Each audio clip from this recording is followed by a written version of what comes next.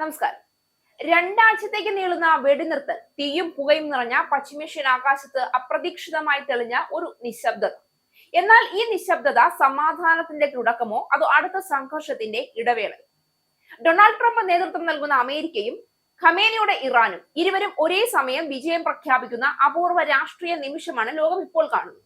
ഒരു വശത്ത് അമേരിക്ക പറയുന്നത് അവരുടെ കർശനമായ സൈനിക സമ്മർദ്ദവും സാമ്പത്തിക ഉപരോധങ്ങളും ഇറാനെ മുട്ടുകുത്തിച്ചു എന്നാണ്. മറുവശത്ത് ഇറാൻ അവകാശപ്പെടുന്നത് അമേരിക്കയെ നേരിട്ട് വെല്ലുവിളിച്ചു നിലകൊണ്ടത് തന്നെ അവരുടെ ചരിത്ര വിജയമാണ് എന്നാണ്. യുദ്ധഭൂമിയിൽ വെടിയൊച്ചകൾ കുറയുമ്പോഴും വാക്കുകളുടെ യുദ്ധം അത്ര തന്നെ ശക്തമായി തുടരുകയാണ്.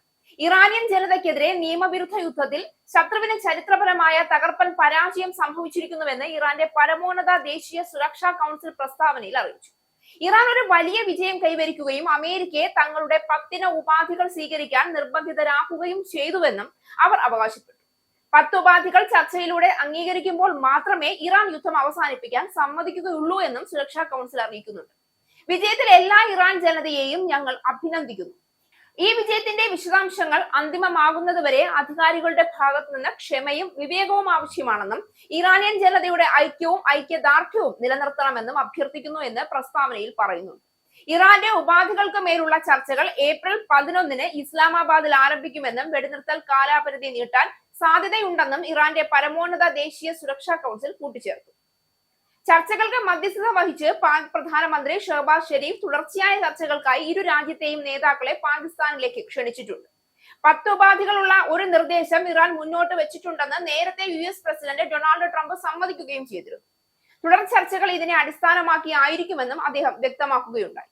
ഉപാധികൾ എന്താണ് എന്ന് US പ്രസിഡന്റ് വ്യക്തമാക്കിയിട്ടില്ല. എന്നാൽ ഇറാൻ ഇത് പരസ്യമാക്കുകയും ചെയ്തിട്ടുണ്ട്.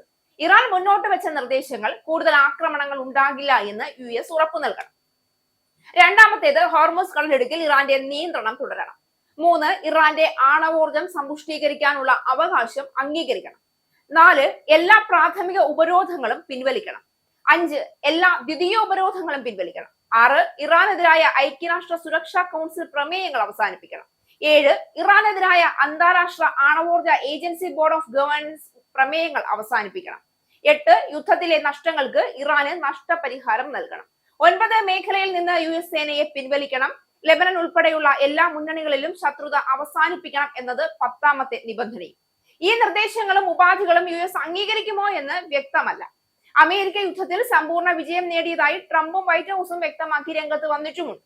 വെടിനിർത്തൽ കരാർ പ്രകാരം ഇറാന്റെ യുറേനിയം പൂർണ്ണമായും പരിപാലിക്കപ്പെടുമെന്ന് ട്രംപ് AFPയോട് പറഞ്ഞു. വെടിനിർത്തൽ അമേരിക്കയുടെ വിജയമാണെന്ന് White House press secretary Karoline Leavitt പറഞ്ഞു. ഇത് പ്രസിഡന്റ് ട്രംപും നമ്മുടെ സൈന്യവും നേടിയെടുത്ത അമേരിക്കയുടെ വിജയമാണ്. ഓപ്പറേഷൻ എപ്പിക് ഫ്യൂറിയുടെ തുടക്കം മുതൽ പ്രസിഡന്റ് ട്രംപ് 4 അല്ലെങ്കിൽ 6 ആഴ്ചത്തെ ഓപ്പറേഷനായി കണക്കാക്കിയിരുന്നു. നമ്മുടെ യോദ്ധാക്കളുടെ കഴിവുകൾക്ക് നന്ദി. ഞങ്ങൾ 38 ദിവസത്തിനുള്ളിൽ ഞങ്ങളുടെ പ്രധാന സൈനിക ലക്ഷ്യങ്ങൾ കൈവരിക്കുകയും അതിൽ മുന്നേറുകയും ചെയ്തു. സൈന്യത്തിന്റെ വിജയത്തിലൂടെ പരമാവധി സമ്മർദ്ദം ചെലുത്താനായി. ഇത് ട്രംപിനും സംഘത്തിനും ചർച്ചകളിൽ ഏർപ്പെടാൻ അവസരം നൽകി. ഇപ്പോൾ നയതന്ത്രപരമായ പരിഹാരത്തിനും ദീർഘകാല സമാധാനത്തിനും വഴിയൊരുക്കിയിരിക്കുന്നു. കൂടാതെ ട്രംപ് ഹോർമുസ് കടലിടുക്ക് വീണ്ടും തുറന്നു.